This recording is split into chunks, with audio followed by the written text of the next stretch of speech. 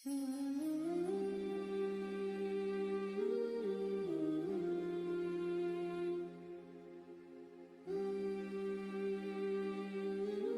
معاویہ بن سفیان ہے، ایک معاویہ بن خدیج صحابی ہیں، وہ کہتے ہیں میں جنگ فتح کر کے آیا تو سخت گرمی کا موسم تھا، مجھے پتا تھا کہ عمر فاروق دوپہر کو آرام کر رہے ہوں گے۔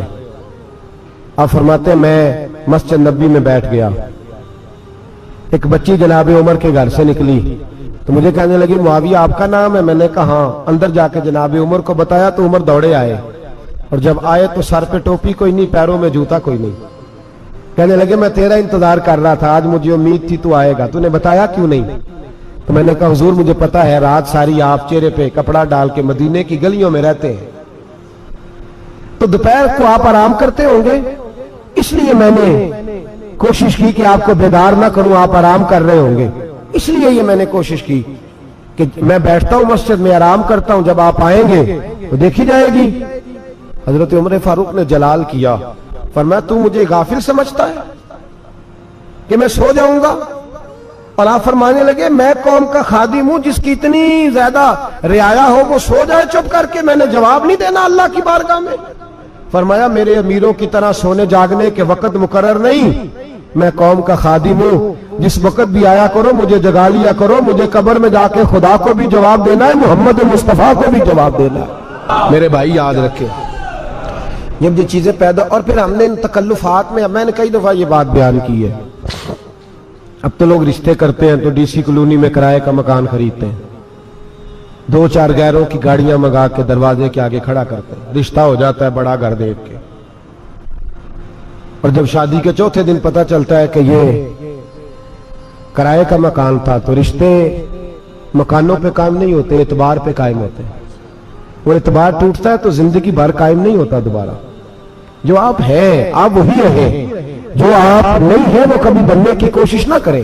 اور میرے عزیز یہ بھی یاد رکھیں عاجزی آپ کو سوار دے گی، اور ویسے بھی ہم اللہ کے حضور جانے والے ہیں، اگر پردوں میں چھپ کے چلے جائیں گے تو بچ جائیں گے، اور اگر ہم اپنا آپ دکھاتے ہی رہیں ساری زندگی اسی چکر میں رہیں کہ مجھے بھی پوچھو، مجھ سے بھی مشاورت کرو، میری بھی بات سنو، تو یہ انا کی دور تو ختم ہی نہیں ہوتی۔ ہرس صرف پیسے کی نہیں ہوتی، ہرس ہوس شہرت کی بھی ہوتی ہے، اور نبی پاک صلی اللہ علیہ وسلم نے اس کو بھی بیان فرمایا ہے کہ یہ جو تیرے اندر چیز پیدا ہوتی ہے نا، میں جانا جاؤں پہچانا جاؤں، اس سے بھی اپنے آپ کو بچا۔ صحابہ کے بعد جس شخص کی خلافت سب سے مضبوط ہوئی وہ حضرت عمر بن عبدالعزیز تھے، اتنی بہترین خلافت کی کہ لوگوں کو حضرت عمر کا زمانہ یاد آ گیا۔ حضرت عمر بن عبدالعزیز عراق میں رہنے والی ایک عورت تھی، اس عورت کا خامد فوت ہو گیا تو 5 بچیاں یتیم تھی، وہ عراق سے چلی اور جناب عمر بن عبدالعزیز کے پاس آئی کہ آپ میری بچیوں کا وظیفہ لگا دیں۔ وہ کہتی ہے جب میں پہنچی نا یہاں تو اب تو استقبال آنا جانا بڑے معاملات ہیں، اب تو بچی کی برات آئے اور 5 7 10 20 لوگ دروازے پہ کھڑے نہ ہو تو برات ناراض ہو جاتی ہے، کہتے ہمارا استقبال ہی کسی نے نہیں کیا۔ تو استقبال تو اب اس طرح ہے جس طرح نشہ نہیں ہوتا، یہ استقبال کی حالت ہے، امیروں سے لے کے غریبوں تک، مجھے پوچھا ہی نہیں کسی نے، کرسی نہیں دی، آگے نہیں بٹھایا، یہ والا معاملہ ہے۔ اور میں میری طرح کے لوگ نیک لوگوں کی بات نہیں کرتا، اب تو ہم دیکھتے ہیں فلاں مولانا کا استقبال ہو رہا ہے، فلاں کے لیے لوگ کھڑے ہو رہے ہیں، نعرے لگ رہے ہیں، اور اب تو میں دیکھتا ہوں ایسے ایسے ہاتھ لہراتے ہیں صوفی اور درویش کہلانے والے، جیسے سیاسی لیڈر لہرایا کرتے ہیں۔ یہ کیا طریقہ ہوا؟ یہ کون سا طرز زندگی؟ میرے نبی پاک صلی اللہ علیہ وسلم نے فرمایا جو خواہش کرے کہ میں آؤں اور لوگ کھڑے ہوں وہ تو جہنمی ہے، تو دوزخی ہے۔ سارے وہی طریقے ہم اختیار کرتے جا رہے ہیں، وہی پروٹوکول ہے ہر جگہ، وہ لوگ جن کے دروازے کھلے ہونے چاہیے تھے وہاں بھی ہر وقت کے لیے معاملات طے ہو گئے۔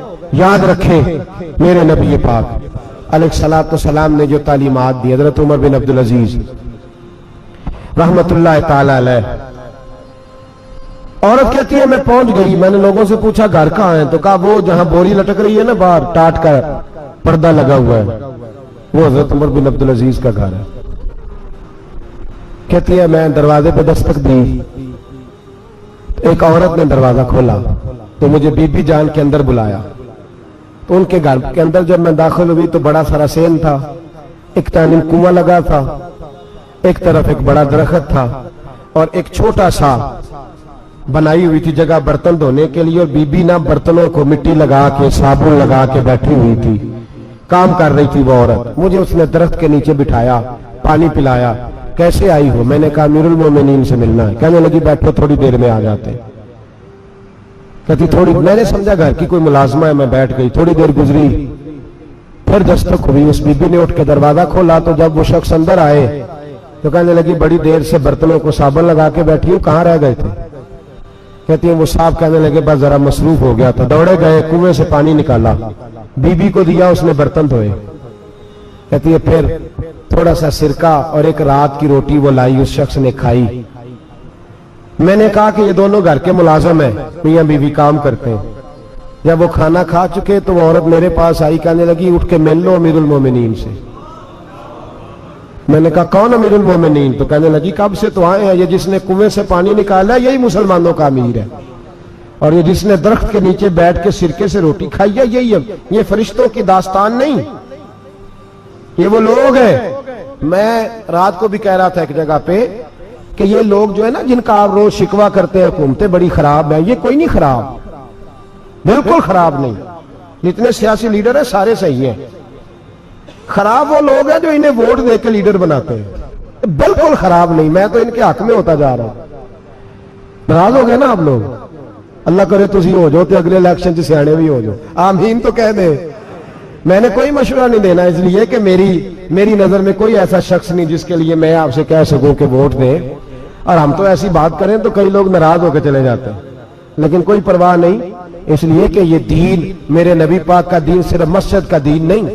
انشاءاللہ آئندہ جمعے نظریہ پاکستان بیان کروں گا اور بتاؤں گا کہ پاکستان کا مطلب کیا، لا الہ الا اللہ محمد رسول اللہ صلی اللہ علیہ وسلم۔ حضور کا جو قرآن نافذ ہوگا مسجد میں، وہ قرآن کچہری میں بھی نافذ ہوگا انشاءاللہ، اور وہ قرآن نافذ ہونے آیا ہے، اسمبلیوں میں وہی قرآن نافذ ہوگا انشاءاللہ، اور یہی چراغ جلے گا تو روشنی ہوگی۔ بیان کریں گے اور ڈٹ کے بیان کریں گے، آپ کو بتائیں گے۔ بس جو بات سمجھا رہا ہوں فی الوقت وہ سمجھے، مجرم وہ نہیں جو بڑا بن کے لوٹتا ہے، مجرم وہ ہے جو اس کو سپورٹ کرتا ہے، جس نے اسے بڑا بنایا ہے۔ یہ یاد رکھ لیں، ہماری کوئی بچت نہیں ہوگی، ہم سے پوچھا جائے گا، ہم سارے کچہری میں کھڑے ہوں گے، اللہ سوال کرے گا کہ تم بتاؤ تم ان کے مددگار کیوں بنے تھے، تم سپورٹ کیوں کرتے تھے، یہ پوچھا جائے گا اور ہم نے جواب دینا ہے۔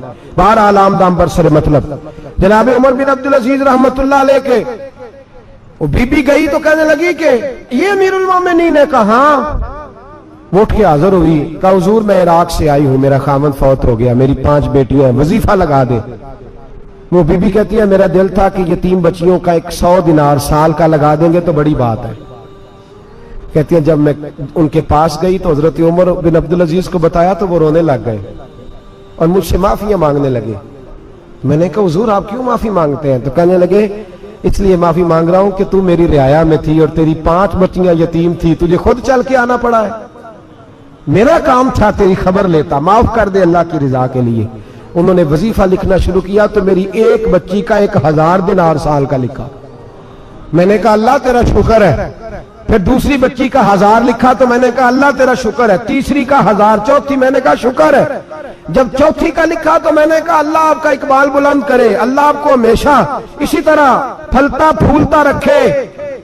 کہتے ہیں جناب عمر بن عبدالعزیز نے قلم رکھ دیا، فرمانے لگے میں 5ویں کا وظیفہ نہیں لکھوں گا، 4 بہنوں سے کہنا بانٹ کے اسے بھی دے دیں۔ کہا حضور کیوں؟ آپ فرمانے لگے جب تک تو اللہ کا شکر ادا کر رہی تھی میں بھی رب سے جڑا ہوا تھا اور اللہ سے ڈر کے لکھ رہا تھا، اب تو نے میری تعریف کی ہے، اب میری ذات آ گئی ہے، اب میں اگر یہ وظیفہ لکھوں گا تو اس سے اللہ راضی نہیں ہوگا، اس سے میرے نفس میں ریا پیدا ہوگی، اب میں 5ویں کا نہیں لکھوں گا، جا اور جا کے عراق کے گورنر کو دے۔ بی بی کہتی ہے میں گھوڑے پہ بیٹھی اور میں چند دنوں کے بعد عراق پہنچی، جب سویرے آ کے میں نے والی عراق کو رکا دیا تو وہ چیخ مار کے رویا۔ میں نے کہا کیا ہوا؟ تو کہنے لگا بی بی آج رات کو حضرت عمر بن عبدالعزیز کا انتقال ہو گیا، فوت ہو گئے، تو انتقال کر گئے۔ کہتی میں بھی تڑپ کے روئی۔ میں نے کہا میری یتیم بچیوں کا کیا بنے گا؟ تو وہ گورنر کہنے لگا تیرے وظیفے جاری رہیں گے، تجھے ملتے رہیں گے۔ تو کہنے لگی کیسے؟ کہنے لگا میں اگر تو گورنر رہا تو تیرا وظیفہ جاری رہے گا، اور اگر گورنری سے اتر بھی گیا تو میں ذاتی طور پہ مالدار ہوں، پھر بھی تیری بچیوں کے ماہانہ پیسے پہنچتے رہیں گے۔ میں نے کہا تو کیوں دے گا؟ کہتی ہے میں رو پڑا۔ کہنے لگا اگر امیر حضرت عمر بن عبدالعزیز جیسے ہو تو پھر اللہ گورنروں کے دلوں میں بھی رحم ڈال دیا کرتا ہے، پھر میرے جیسے لوگوں کو بھی وہ بدل دیتا ہے۔ حضرت عمر بن عبدالعزیز گھر آئے، 3 بیٹیاں تھیں، ایک کو آواز دی وہ آئی تو اس نے منہ پہ ہاتھ رکھا ہے، دوسری کو آواز دی وہ آئی تو منہ پہ ہاتھ رکھا ہے، تیسری کو آواز دی تو منہ پہ ہاتھ رکھا ہے۔ آپ نے اپنی بیوی سے کہا کہ یہ بچیاں منہ پہ ہاتھ کیوں تینوں نے رکھا ہوا ہے، کیا بات ہے؟ تو بی بی رو پڑی، کہنے لگی 4 دن ہو گئے میری بیٹیاں پیاس سے روٹی کھا رہی ہیں، 4 دن ہو گئے، ان کے منہ سے بدبو آتی ہے، اس لیے وہ آپ کے سامنے آتی ہیں تو منہ پہ ہاتھ رکھ لیتی ہیں 4 دنوں سے۔ بی بی رو رہی ہے، حضرت عمر جلال میں آ گئے، آپ فرمانے لگے تو یہ رو رہی ہے، تو روئی ہے، تو نے میرے گھر میں رہ کے اللہ کی ناشکری کی ہے، تو شکر ادا نہیں کرتی کہ 3 وقت پیاز اور روٹی تجھے گھر کی 4 دیواری کے اندر مل جاتا؟ رو رہی ہے، اور میں میرے ساتھ باہر نکل، تجھے وہ لوگ دکھاؤں جو جھونپڑیوں میں رہتے ہیں اور مانگ کے کھاتے ہیں، تجھے دکھاؤں۔ اتنی ناشکری کہ گھر کے اندر پیاز پہنچ رہا ہے، روٹی پہنچ رہی ہے، اور تو کہتی ہے میری بیٹیاں پیاز سے کھاتی ہیں، شکر کر فاقے نہیں کاٹنے پڑے۔ پھر اگلے لفظ کہے تو رو پڑے، فرمانے لگے میں نے تو مصطفیٰ کے وہ حالات بھی سنے ہیں جس میں کئی دن بی بی فاطمہ نے فاقے کیے، تو گھر کے اندر پیاز پہنچ رہا ہے، تو ابھی بھی سادگی، عاجزی اور قناعت نعمت تھی ان لوگوں کی۔ ہمارے ہاں روز شکوا ہے، کس بات کا؟ گاڑی کوئی نہیں، روز رونا ہے، کس بات کا؟ بنگلہ کوئی نہیں، روز رونا ہے، کس بات کا؟ بینک بیلنس کوئی نہیں، 10 جوڑے کیوں نہیں عید پہ آئے؟ اور یہ صرف عورتوں کا مسئلہ نہیں، ہمارے اندر بھی یہ بات بدرجہ اولا، ہم روز اپنے آپ کو مسکین کہتے ہیں، غریب کہتے ہیں، لاچار کہتے ہیں، مجبور کہتے ہیں۔ کبھی دیکھو جو جھونپڑیوں میں رہتے ہیں، کبھی پلٹ کے دیکھو لوگوں کی طرف جو پیدا ہوئے تو آنکھیں کوئی نہیں تھی، ہاتھ کوئی نہیں تھے، پیر کوئی نہیں تھے، وہ دیکھو جو پیدا ہوئے تو سر پہ باپ کا سایہ کوئی نہیں تھا، کیسے کیسے لوگ وقت گزار رہے ہیں۔ ہم روز آ کے کہتے ہیں کاروبار ٹھنڈا ہو گیا، حالات بڑے خراب ہو گئے، ہم بڑے مجبور۔ کیا ہو گیا صاحب؟ اللہ کے دن ہے، سارے اللہ کے دن ہے، وصل اچھا ہے نہ فراق اچھا ہے، یار جس حال میں رکھے وہی حال اچھا ہے۔ بس اپنے آپ کو مطمئن کریں، عاجزی، انکساری، قناعت، سادگی، اس کو اپنی زندگی کا حصہ بنائیں، اللہ دولت سکون عطا کر دے گا۔ آخر دعوانا ان الحمدللہ۔ دے کے حضور آکھن منگتے دی خیر ہووے، دے کے حضور آکھن منگتے دی خیر ہووے، منگتا کبے سخی دے، منگتا کبے سخی دے، بوہے دی خیر ہووے، دے کے حضور آکھن منگتے دی خیر ہووے، دے کے حضور آکھن۔ اور جنت بڑی جگہ لگیا جڑی جگہ تے، جنت بڑی جگہ